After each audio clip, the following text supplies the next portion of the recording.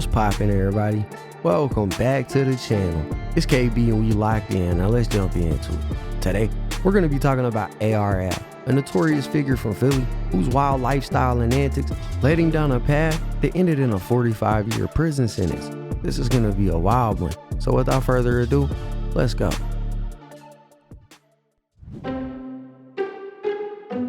In the world of gangster rap, authenticity is key. A few artists exemplify this more than AR. Born Abdul West, his gritty lyrics, filled with claims of being some kind of kingpin, captured the ears of fans in not only his hometown of Philadelphia, but also the whole nation. Yet, it was this real-life narrative that led to his lengthy prison sentence, possibly for the rest of his life. Growing up in North Philadelphia's perilous streets, AR's childhood was a blend of danger and discipline. Unlike many aspiring rappers who boast about early street life, Ab was raised by strict and religious parents who shielded him from his surroundings.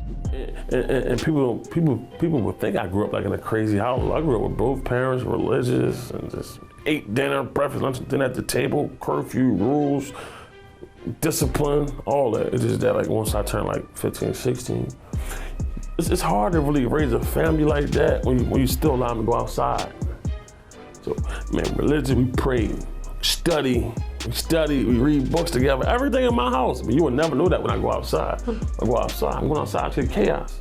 His brother Lick Moss, in an interview with ACAF, attributed Ab's strong sense of family to his structured upbringing. The two-parent household, all my siblings is close. We all close. We all eat at the table together and all that. So the concept of family is still there with us. That's why I don't think, we don't have a deadbeat. Everybody take care of their kids, and I guess that's the two-parent household structured that. Despite this rigid household, Ab couldn't escape the pull of the streets, earning a reputation as one of the neighborhood's rougher kids. Ab was pretty much the same, man. Out smoking. He was like a tall, skinny kid though, growing up. But he got into a lot of fights, and he was like rough. He was like the rough kids, you know what I'm saying? Those dirty, rough kids flipping on mattresses, fighting, throwing rocks. Those little kid stuff, man. The stuff kids used to get into, the little mischievous stuff kids used to get into. Tired of living under his parents' rules, Ab left school and home at the age of 16. While he had always been involved in rapping and freestyling, his new life gave him a fresh perspective. He began making a name for himself on the local scene, not just because of his music, but because of his immersion in street life. His decision to leave home was more than a pursuit of a rap career. It was a choice to embrace the streets and reject the conventional path, driven by a desire for something much bigger. Yeah, Ab was rapping though. He was rapping way longer than me. He was rapping first. He had like a little neighborhood buzz at rapping early. Could you tell he would be a star when he was younger? Like, could you see that when he was a young boy? Like him, like star level, star status? Yeah, whatever he was doing, he was like one of them guys that a lot of people gravitated to. So it was like he was going to do something. We just ain't know what it was. I didn't think it was. Once he started rapping, I don't think we never had dreams of being big rappers until it just happened. Until it was like an opportunity there for him, and it's like, well, I can rap anyway, so might as well take it. Man, all my friends do what they want to do. I wanted to do that, man. Like, I got to come in here and pray. I got to go to bed this time. My friends doing anything they want to, man. So by the time I turned 15, 16, I said, I'm leaving. I left my mom crib, my parents' crib. I went in the streets and said, I'd rather live in these streets and have my freedom than be subjected to some discipline. So I left, and my brother left right behind me. So we were just out in the streets. It's going crazy. Growing up, we still like freestyle. Me and my cousins and brothers, we took around with them. Said, my neighborhood, we came up with all rappers in my neighborhood. Like, I came from area Ave, so like, we had the major figures. We had all types of rap, man. There was a lot of rap people like in my hood, like, but I was actually influenced by the major figures. It was in my neighborhood though, like, and one of the artists sitting there with my homie, you know what I'm saying? So I was raised around them, and they were just hot. And they had the whole city, they had the whole world, don't know what I wanted to do. So I'm like, this is what I'm doing, you know what I'm saying? So I'm from right here. Got a little something in there too. Block I grew up on, man. Put this in. Something. So I was in the mansion most of my life, like until like I was like 15. I see the bills, made money. I seen the working man, he always struggled. And that's what I seen. Going up in a, lower class like we came up in, you know what I mean? Maybe in middle class you see the working man earn, but we came from, everybody had a job. They was living from check to check. And I was watching the drug dealers do the they wanted to do. I had street dreams, but now I say, the drug dealers, justice, we seen a kid, I just wanted to brick. You know what I'm saying? So I ain't even think this rap is gonna be possible. I'm a reality rapper, you know what I'm saying? Everything I rap about is what I'm going through at the time. We're talking about getting money, I mean, we're getting money. We're talking about pain, I mean, I'm going through pain. It don't matter, like, I don't rap from here. I rap from my heart, I rap from my brain. Like, I don't sit here and try to make this the slickest rap. My shit just come from how I'm feeling. I'm feeling this way, I'm gonna rap about it. I don't care who, you know what I mean? I don't want to take it. That's what I'm feeling right now. I'm a good person. Good person who live off principle, morals, and honor. That's it. You know what I'm saying? Indeed, Ab's transition to street life wasn't an impulsive or a one-dimensional choice. He was highly intelligent and resourceful, and he sought out legitimate work upon leaving home. And he did find that when he landed a minimum wage job that paid around $200 to $250 a week. However, he soon recognized that this income wasn't going to suffice. Driven by ambition and the desire for more, Ab enrolled in Job Corps and quickly earned a plumbing certification in just under 3 months. Now, the potential for success in business was there, and a path to entrepreneurship that could have seen him build a thriving company in the plumbing industry. But the allure of street life was irresistible. The streets of Philadelphia beckoned, offering a different kind of opportunity and challenge for Ab. Instead of applying his intelligence and determination to a conventional career, Ab chose to navigate the complexities of street life, a decision that will ultimately define his persona and influence his entire life. After one of his little cousins offered him a $500 a week job to sell a little bit of pot on the side, the decision was made. From here, Ab will begin to build a notorious reputation for himself. I had a job. When I first came home from Job Corps, I was 17 going on 18, and I had a job. And this is the main reason why I got in the streets, right? I had a minimum wage job. I was making close to $200 a week. And one of my little cousins, who like outraged that came up under me, man, he was selling. And he told me, he said, listen, Ab, mine has to be around him all day while he's selling. I'll be with him all day, then go to work. So he said, listen, man, find me a worker. I'll pay him $500 a week. 8-hour shift, 3 8-hour shifts. I pay all three of them $500 a week. And I was like, damn, I'm making $200 a week. So in my mind, I said, this is the smartest thing to do is make the $500 a week. I sit here all day. I sit here like 14 hours with him all day anyway. This the guy be around all day, every day. So I said, that. I said, listen, man, give me the job. And mind you, I'm his big cousin. He looked up to me. He like, give you the job. No, I ain't getting you no job, man. I said, man, give me the job. And he just, I got in the game, he just bought me a couple of pounds of weed and just gave it to me for free. With that, Ab quickly worked his way up the food chain, going from a minor weed salesman to a brick flipper within a short amount of time. His real level up came after an OG from his neighborhood was gunned down, leaving a vacancy for someone new to take over, and Ab seen this as his opportunity. He partnered with another dude who was from out of town, and they took over the block. But not long after that, this guy's brother and dad would also get killed, leading to Ab buying him out of the business. One of the most popular, one of the most money-generated blocks in my neighborhood was the block I grew up on. So I knew the owner of the block. He used to give me dollars to go to the store. Then he got killed. It left a void. You understand? And I brought some guy from an older guy from another neighborhood to my neighborhood, and he had the brain, he had the money, he had the system. A lot of people hate that started a whole lot of war. I started a big war because I brought somebody else. That's when I started going to jail for violence. Around that time, I was going to jail for violence, and we just made a lot of money. This guy, the block I grew up on was doing like 10,000 a day. It wasn't just me, it was the guy that I brought to the neighborhood. It was his. He made so much money. His brother got killed, his father got killed, and he just was like, man, I'm done with it, man. I said, let me have it.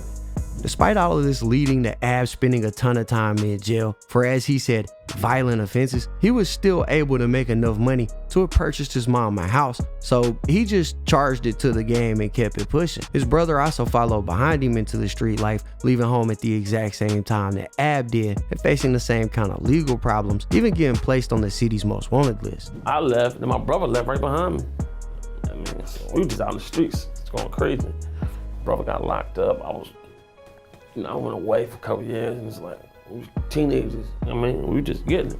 Come home, I started gun, now we evolved into the shootings. Brothers in shooting, my brother did 9 years. So America Most Wanted, Philly Most Wanted.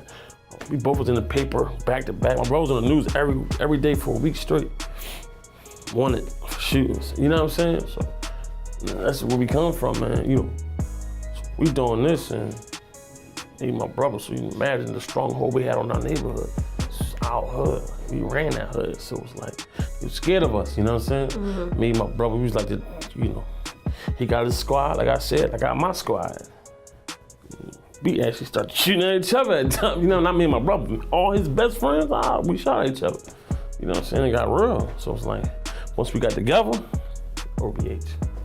You know what I'm saying? It's like, yeah, that's why we say we the realest, because we've been doing that. We was shooting at each other. That's what we gonna do to y'all. You know what I'm saying? That's where we come from. The city was on fire, and Ab was feeling like a king. This is what led him to forming his own movement called OBH, which stood for Original Block Hustlers, and Ab has sometimes said that the OB stands for Original Brotherhood. With his homies rocking with what he had going on, Ab started talking and moving even more recklessly. I mean, bro literally started snitching on himself and everybody around him once he took over the block. I'm not the king of Philly, I'm the king of everything, man. I ain't the king of Philly, I'm the king of everywhere. Who gonna dispute that? Right. We moving out this street, man. Like, we got Allegheny, we got Area, we got 18th Street, we got like from the 20th Street all the way to Broad Street. It's an epidemic. I want to start branching off on the other side. We might take a block on the other side of Broad Street. Going over there too. It's an I might put some work out there. You going over there? I'm thinking about taking Clearfield over. I'm thinking about taking Clearfield over. And I might cross. We already crossed Pike Street already, right? Yeah. We already down to Butler Street, then Pike Street. We already down to Pike Street now. So we on 20th Street. I'm thinking about going to 10th Street. We already 20 to Broad. We thinking about going all the way to 10th Street now. We think about crossing Clearfield because nobody gonna do nothing about it anyway. Once we get over there, I put work out there. Anybody want to put work out there? They gonna do. They gonna call everybody's phone and cop out and ask why we doing it. 7.5-15. Yeah, and we ain't accepting no deals. OBH Records, King of Ab. I got my own record company. I signed myself. Check this out. This is $500,000 on the table, man. This is $500,000 on the table. I just feel like y'all got too excited when Birdman paid me my 200 grand. Like that's some real money. I've been had that money. I felt like y'all believe I was broke before I got that 200. This is $500,000. Huh? This is type money I bet. OBH Records, I got my own company. Huh? This is OBH Records. I got my own company. I'm independent for real. I'm independent. I've signed myself. I don't have no boss. I've never had a boss in my life. King Ad. OBH. Free Smoke. Oh, I got one of my shooters behind me. Free Smoke. Bro, I said, rat, I want to be a shooter. Guess what? I allowed him to be that. I allowed my man Bros to quit rap and become a shooter. Like Bros, I don't even want to rap. Like a big rock back there. Bros, you don't rap no more. You just want to be a shooter, man. Free Smoke. I ain't gonna lie, you smell blood, man. My man Bros caught his first shooting. He was like, all right. When he caught his first shooting, he said, he put down the fucking notepad and it said, Ab, I love the way this feel. I just want to shoot. Free Smoke. He quit. All right, you know skinny. Y'all know what it is. Y'all know I'm getting into. Graveyard back there. Best man get That's like the life I was born into, you know what I'm saying? Like my little cousin in the crib, like he put me on this goon. Like he was like 13, giving wig shots and all this joint. I ain't gonna fake it. This, with products every day, pocket full of guap. It's all from trap money. Well, that's all from trap money, man. Now, while Ab's reputation was growing on the streets, he also found himself getting into the battle rap scene in Philadelphia. And at that time, Philly was known worldwide as a hotbed for producing talented battle rappers. People like Cassidy, who had been ruling and dominating the battle circuit for years on end. He was well known as being undefeated and had significant success in the music industry too, collaborating with big names like Swiss Beats on hits like I'm a Hustler. Now, Ab's involvement in both the streets and battle rap naturally led him to crossing paths with Cassidy. Though Ab hadn't had any records released or recorded at this point and was only known for battling, the two struck up a friendship, often seen together in numerous videos that you can still find online. Man, I'm in Zombieland. This Zombieland right now. Welcome to Zombieland. I got my man Cass with me right now. Wash out with the wash. You know, he in the trenches right now. That's how you know he's real behind rap. Cause a lot of guys won't even, where I'm at right now, a lot of guys don't come around these parts. Huh? I got around me, they really do that. Got homicides there back in 13, 14. Go was out there for shooting before you turn 18. She don't love Ab, she just down for the cash. I sleep with a mask if I'm down to my last. I be around look, cause that'll murder you. My gun is surgical, how you laying vertical? And I ain't serving you if I never heard of you. This is crazy. Man, I let them oils drop like convertibles. Half a brick of that China. Jet Li, it perform in the water like a jet ski. I sit him with a ghost go. I grab the fofo and spit it to the smoke show. Imagine Ab walking around with no dough. When I can make this strip like a go-go. I did time, I be getting it in. When my son found my gun, it was bigger than him. Interestingly, it wasn't their shared interest in rap that brought Cassidy and Ab together. Ab revealed that Cassidy wanted him around because he was being extorted and needed protection. Cassidy started being my friend because these guys up here was basically trying to extort him. He was scared of him. And he knew what I was doing down my way. So, you know what he did? He said, Ab, I know him through a mutual friend. He said, Ab, I don't got guys like you around. Come around me. And I swear by Allah, because some people don't believe this story. Some people really still believe that he's some type of guy. I swear by Allah, he sent me in the car. This is my law, I'm Muslim. I'm swearing by Allah. He sat me in the car. He told me, I need like you around me. I don't have like you around me. I want you to start coming around me. Start with me. This is why I start hanging with him. You know, I was shooting it wasn't even about no rap. He didn't even know how to rap. It was about, I got a mutual homie. And it was one of my closest friends is one of his closest friends. So it's like, he his best friend, I'm his best friend, my man. So what happened was I had a little situation with one of the Cass homies. This how Cass found out was real. Man called me. Cass drove the dude Cass got with him. It's supposed to be some type of, you know, do that street, a gangster. Well, long story short, Cass bought him there. I come around, I out gangstered him. We're gonna put it in that. I out gangstered him. Cass seen that. Cassidy eventually invited Ab to become part of his record label, Larceny Family, and it was a fitting arrangement considering that Ab's reputation for really being like that and being able to offer protection to him was so valid. And Cassidy could really probably get Ab in the game, at least in the rap game. We're gonna punish you severely. You feel what I'm saying? It's severely. We ain't talking about we gonna catch it when we say no, we're gonna tell your shit later on. And wet everything you got love up, man. And that's how we carrying it, man. This is a serious thing This is a serious thing I got going on, man. However, Ab's particular outlook made it inevitable that things would eventually spiral out of control. In April of 2005, an incident involving Cassidy and Ab led to the death of one man and left 2 others injured. It began when the men extorting Cassidy were supposed to meet him to discuss the issues that they had been having. They arrived at Cassidy's house in Cedarbrook, driving a white van with at least 4 occupants inside. Cassidy directed them to meet him in the alley that was behind his house. Now, unbeknownst to the men in the van, Cassidy had planned an ambush with Ab and others waiting. Guns were stashed in the alley, ready for action. As the van entered the alley, a gun battle erupted. A 22-year-old Desmond Hawkins was killed at the scene, while 2 others, Daniel Irvin and Bobby Hoyle, were wounded but survived. The incident occurred in April of that year, but Cassidy and Ab remained free for several months. A warrant was eventually issued for Cassidy on June 9th, though he didn't turn himself in until June 17th, claiming that he was unaware of the warrant. I was doing my thing, like I had an album about to drop. So I was moving around at the time and I didn't even understand, I didn't even know I had a warrant. I found out I had a warrant when I was in Sony's studio. I was working in Sony's studio, I had a session and I looked on the computer that was in Sony's studio and it was on one of them, like MTV.com or some one of them like from back in the day. But they had it posted up there that I had a warrant and all of this stuff for my arrest and all that stuff, but I didn't even know I had a warrant. So it wasn't like I was running from the warrant. I didn't even know it was the situation.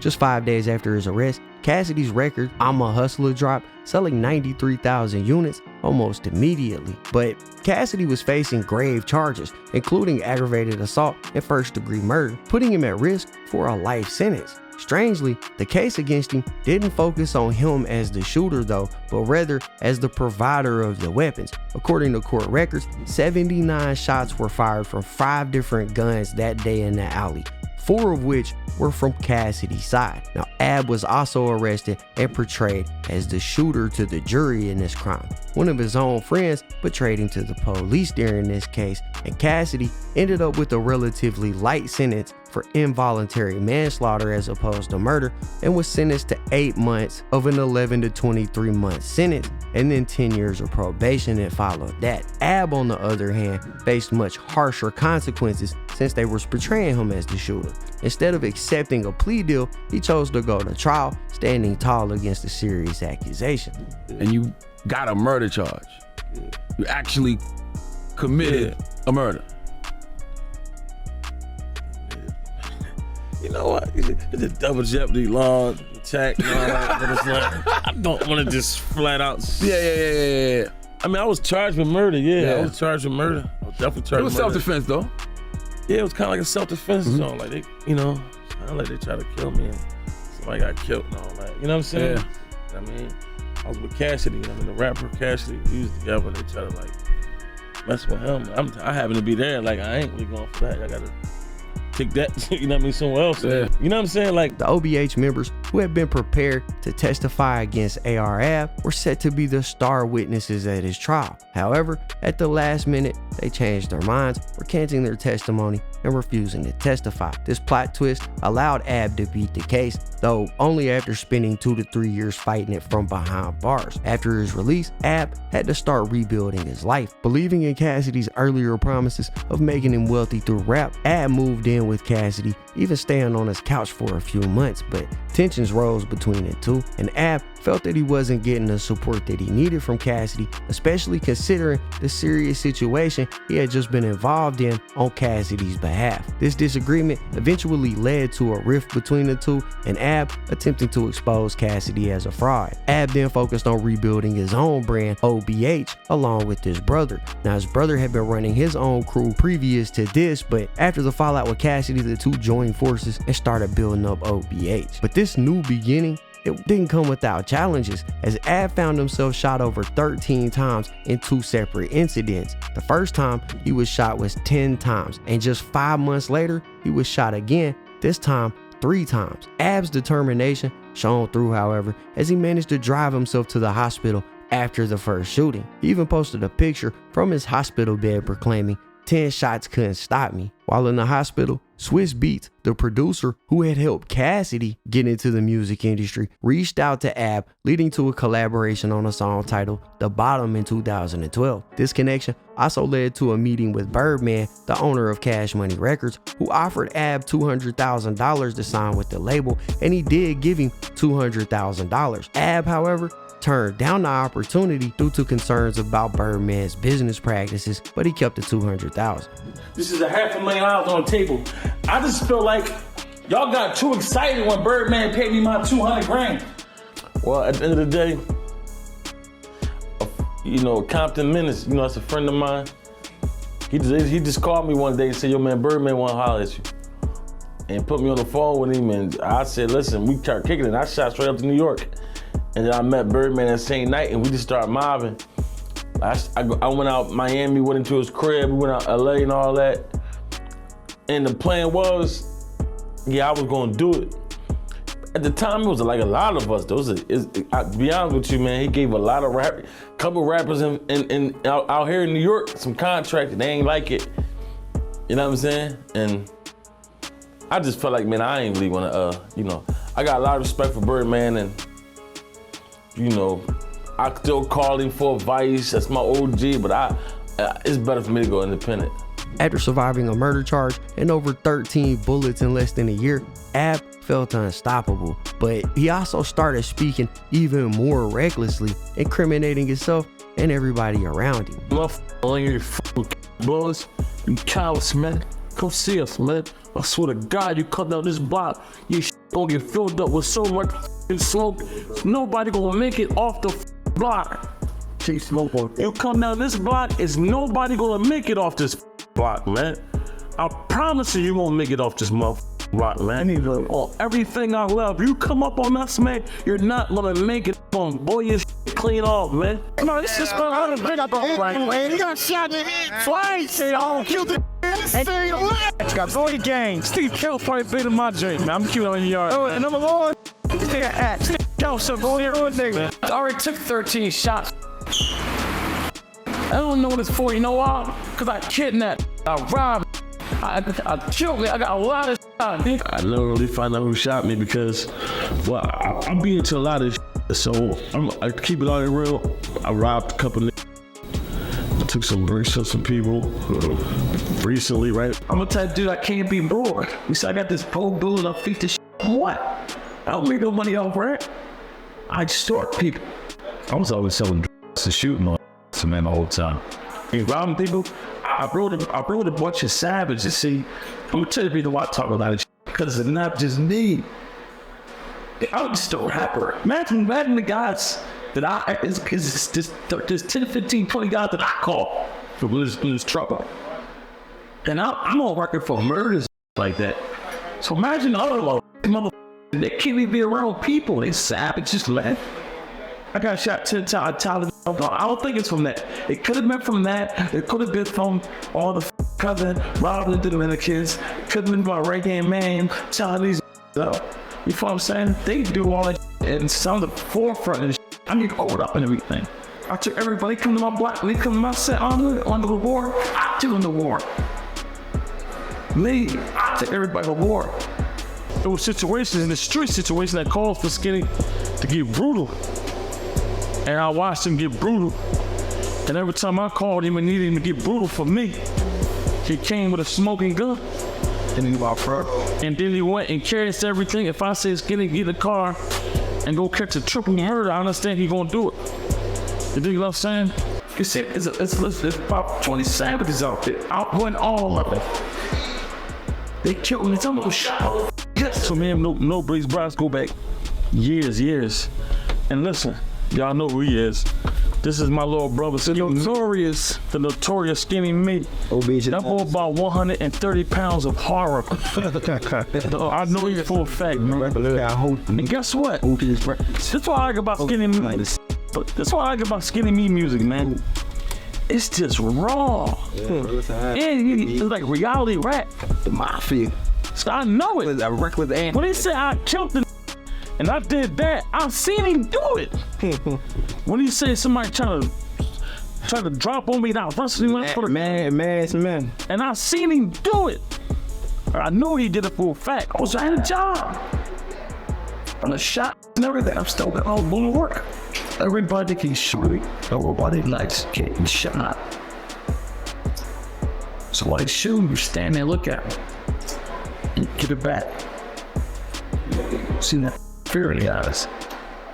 It gets out of here. I went to war with the most dangerous people in my neighborhood. I went to the block, and we came to the block, and there was 6 of us. We were going to murder everybody on the corner, right? I didn't know one of my friends was on the corner, and we fired on the corner. And guess who's on the corner? One of my friends was on the corner. I fired on. Turn the camera that way. No Breach Ross was on that corner. Facts. Let's talk about you just being signed. Okay. To Cash Money, Birdman. Yes. How did that even happen? Well, first of all, I was in a trap house. Tragedy soon struck as Ab suffered several personal losses, including the death of one of his brothers, his mother, and his grandmother. Legal troubles also began to surface, and Ab's emotional state began to deteriorate, pushing him further into the streets. On April 13, 2013, Ab announced via a tweet that his past had finally caught up with him and he would be turning himself in for a drug trafficking case. Fortunately, he was sentenced with some leniency and was allowed to attend a boot camp program instead of being incarcerated, and was released the next year in November of 2014. Yo, it's AI, man. You know, I'm out here on the block, man. I got 5 days before I turn myself in the jail, prison. So we put together some petitions. You know, we wanted to go talk to the kids and, you know, go to the Vision Quest, talk to the troubled youth. And I just left from talking to a middle school and elementary school. You know, I cleaned a couple playgrounds up and all that. You know, we just doing everything we can, man, help the community out, man. You know, show these people now more of an asset on the streets than in jail, you know what I'm saying? But I got 5 days left to turn myself in. Probably gonna do a couple more songs. And then I'm gonna chill with the family for a couple days. I'm taking my family out to eat or something. Take them somewhere, take the kids out, you know what I'm saying? Before I gotta turn myself in, man. But you know, I did some things in my past, which, you know, I can turn back the hand of time, but I can't. You feel what I'm saying? You know, it just caught up to me, so. It is what it is, man. We just gonna keep pushing, man. Shout out my yo, you shooting all my videos, man. You hold me down. It's a real man. Respect him, man. Show me respect. I gotta show me mine, man. So. Once free, Ab fully committed to music, signing 4 new artists to his OBH label. However, instead of making connections with other local rappers, Ab found himself embroiled in beef, particularly with Meek Mill. This beef was ignited by a mention of Ab's name in Drake's Grammy-nominated diss song to Meek called Back to Back. Ab and Meek's conflict escalated but eventually cooled down, allowing Ab to continue pursuing his rap career. However, having one foot in the streets and one foot in the rap game kept things complicated, and all the while, the federal authorities were watching his every move. Ultimately, Ab and his entire OBH collective found themselves at the center of a massive indictment, leading to several members receiving football number prison sentences. According to Ab's brother, this outcome wasn't really a surprise, and they kind of knew it was coming. But it was kind of showing that they was coming. They was doing a little pulling over. They'd come taking phones, so we kind of knew. You know what I'm saying? We didn't know why, but it's like we knew that they was just drawing for no reason. So kind of was prepared.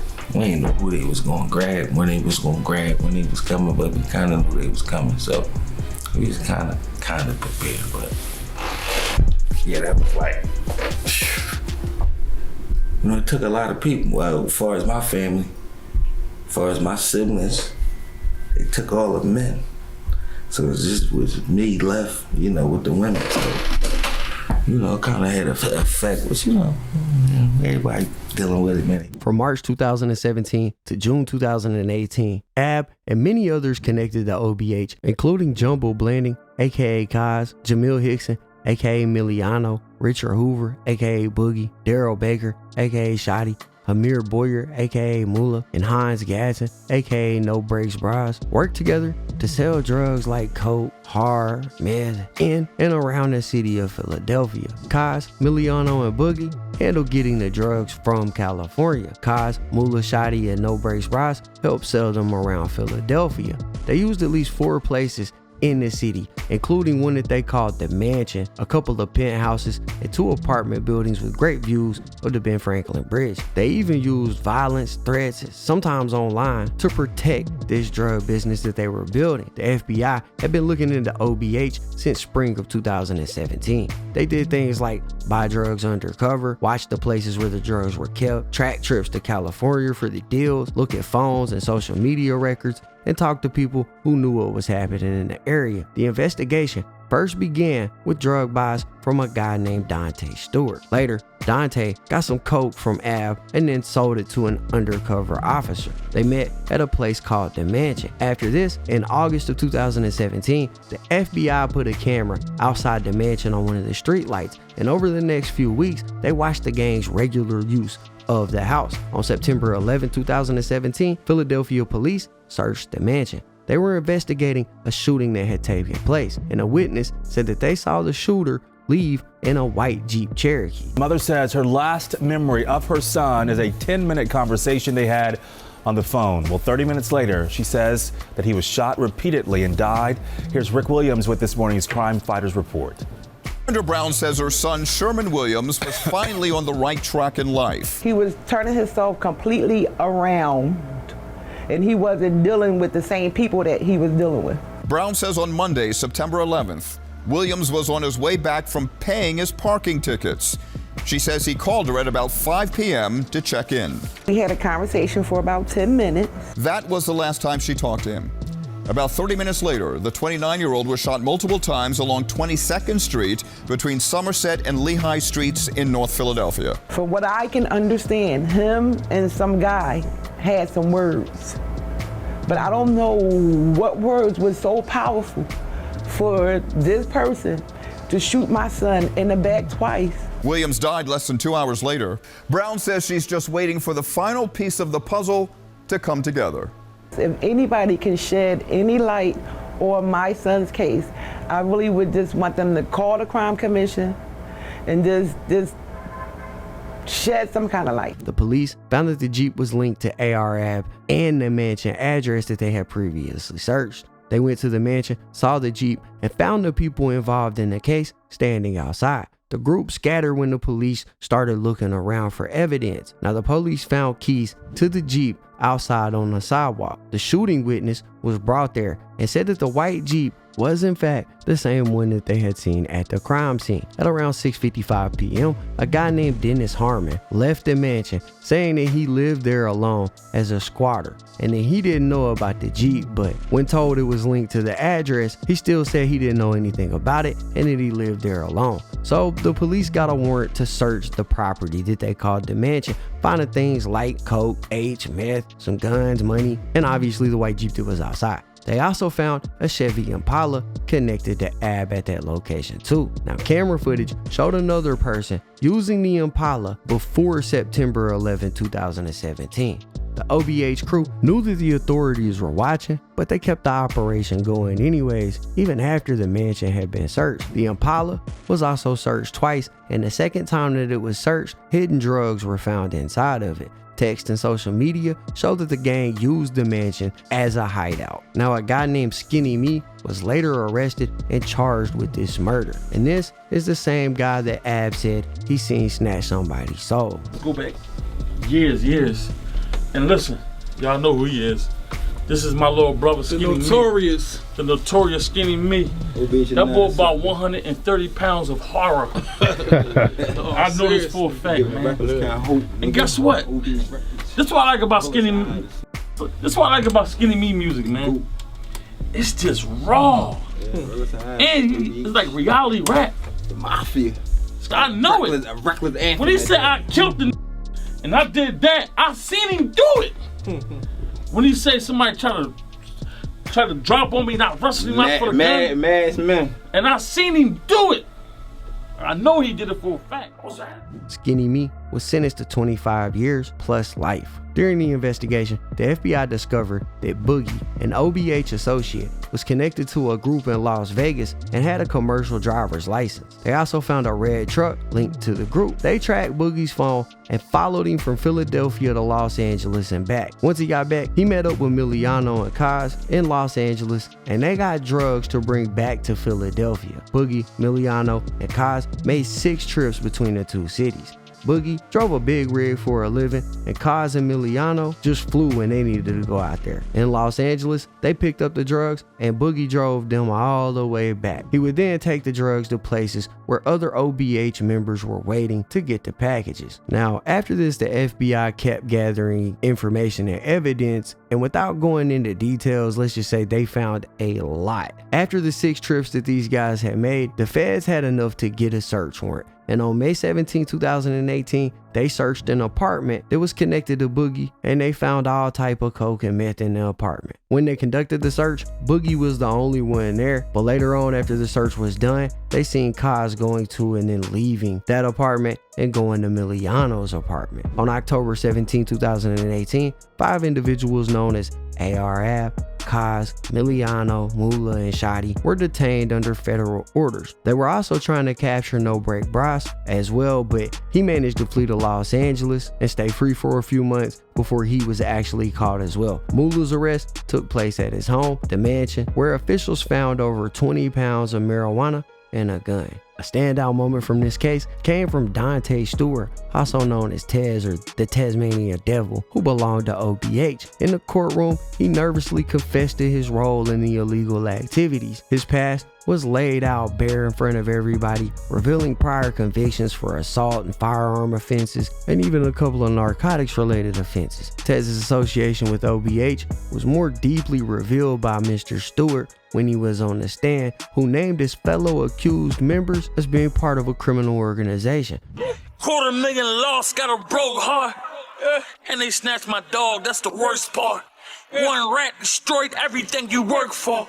I pray to God that he don't tell him who he worked for. Now, interestingly enough, during his questioning, they started to ask Tez about the killing of another man named Robert Johnson or Robbie Johnson in Philadelphia, and Tez confessed that he was the one that murdered this guy and said that he would tell law enforcement everything if they could give him a deal. Now, Tez's involvement in OBH was mainly related to selling drugs. He was never part of any of the legal businesses with OBH, but specifically just worked in the drug trafficking portion of what they had going on and played like a supporting role for him. Tez told the police that at the mansion, he met several individuals, including Shadi, who was seen as a high-ranking member responsible for the group's business activities. He also named Kaz, whose real name was Jamal, and Tez admitted that he didn't know much about Jamal's role, but noticed that he was at the mansion often. Tez said that he began receiving and selling drugs for OBH, and he described his routine working with others to distribute what he said was roughly 2 ounces of coke per week. When asked how much he was making, he said he was making around $3,000 per week. Now, the story took a dark twist when Tez was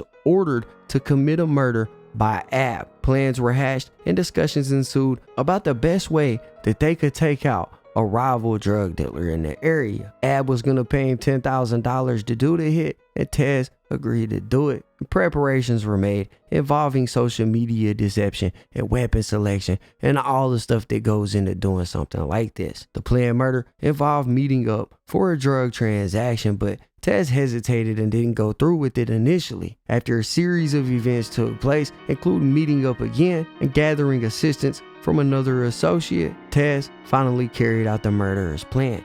The aftermath involved hiding the gun, notifying everybody involved of what happened, and selling the drugs that he had robbed from him. But as the trial progressed and went on, Stewart's story began to change. He started to paint a new picture, pointing fingers at others and describing a calculated plan for the crime to take place that didn't involve him. But the defense challenged his account, pointing to inconsistencies and suggesting other motives. The focus shifted to Stewart's own actions, leaving some doubt about the truth of all of his claims. In the tangled web of this case, multiple versions of events emerged, and the trial continued to unravel the connections between drugs, violence, robbery, and a murder plot that revealed the dark and complex world that all of these guys were involved in.